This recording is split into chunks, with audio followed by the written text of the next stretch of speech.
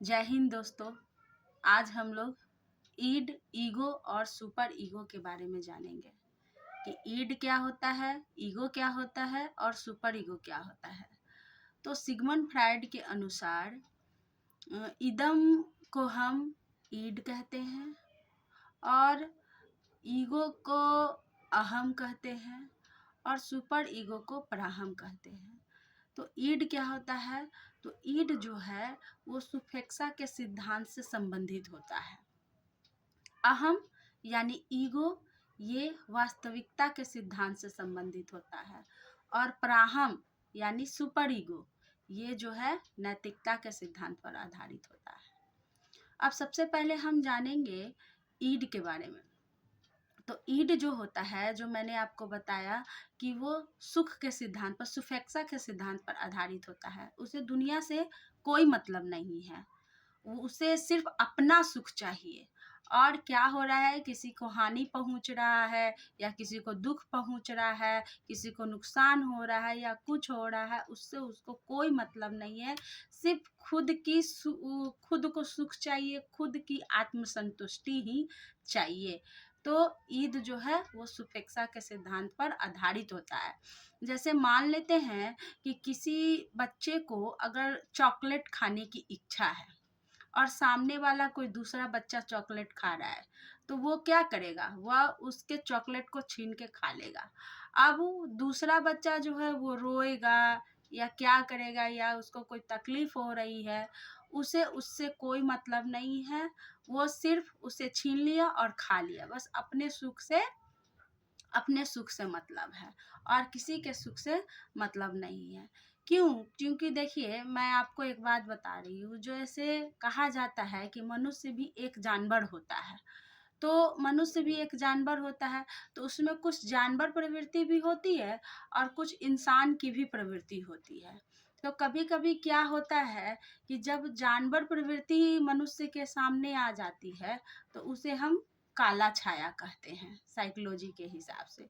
तो इस चीज़ को हम आपको बाद में बताएंगे, क्योंकि इसलिए मैं आपको ये बात बता दे रही हूँ कि मनुष्य में जानवर प्रवृत्ति और मनुष्य प्रवृत्ति दोनों होती है। तो मान लीजिए, जब हम जानवर रहे होंगे तो उस तरह का गुण तो आ ही जाता है ना, कि जैसे किसी को कोई चीज़ छीन के खा लेना। जैसे जानवर को क्या है, उसे किसी के दर्द से, किसी के दर्द से, दुख से, किसी के सुख से कोई मतलब नहीं है। बस अपनी संतुष्टि स्वीकार करो और खा लो, किसी को मारो और खा लो, दूसरे से कोई मतलब उसको नहीं है। तो इसी तरह यहाँ पे बताया गया है कि ईदम जो है वो क्या है, सुपेक्षा के सिद्धांत पर आधारित है। जैसे छीनो खाओ, किसको क्या तकलीफ हो रही है, किसको क्या दिक्कत है, उससे कोई मतलब नहीं है, सिर्फ अपनी स्वयं की संतुष्टि चाहिए।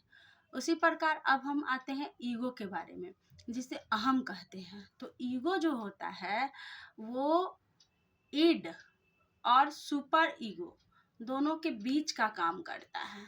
जैसे ईगो जो है वो वास्तविकता के सिद्धांत पर आधारित होता है। जैसे जहाँ की देख लीजिए कि ईड जो है वो कहता है कि नहीं, छीनो और खाओ, लेकिन ईगो कहता है कि नहीं, रुको, छीनना नहीं है, चलिए पूछ लेते हैं कि क्या मैं तुम्हारा टॉफी खा सकता हूँ। अगर वो अनुमति देता है तो हम शेयर करके खा लेंगे। तो ये क्या है, ये वास्तविकता के सिद्धांत पर, फैक्ट पर आधारित है। ये एक अच्छी बात है। तो आप समझ गए ईड, ईगो। अब आते हैं सुपर ईगो यानी पराहम के ऊपर, कि पराहम क्या होता है। तो पराहम वो नैतिकता के सिद्धांत पर आधारित होता है, जहाँ ईड को अपना सुख चाहिए, ईगो कहता है नहीं, पूछ करके करना चाहिए, चलो ये अच्छी बात नहीं है, ये अच्छी बात है। और यहाँ पराहम जो सुपर ईगो है वो इस तरह के बात पर है कि अपने सुख मिले चाहे नहीं मिले, लेकिन दुनिया को सुख मिलना चाहिए। हम खाए चाहे नहीं खाए, लेकिन दूसरे को संतुष्टि होनी चाहिए। तो वो ये वास्तविकता और ये अपना सुख सब का त्याग करके वह नैतिकता के आधार पे काम करता है। तो यही है सुपर ईगो। Super ego. तो अब आपको समझ में आ गया कि ईड क्या है, ईगो क्या है और सुपर ईगो क्या है। तो इसमें सब ईड और सुपर ईगो के बीच मध्यस्थता का काम कौन करता है? ईगो करता है। तो ईगो हो गया वास्तविकता के आधार पर, इदम हो गया सुफिक्सा के आधार पर, और सुपर ईगो हो गया नैतिकता के आधार पर जो सबसे ऊपर चला जाता है।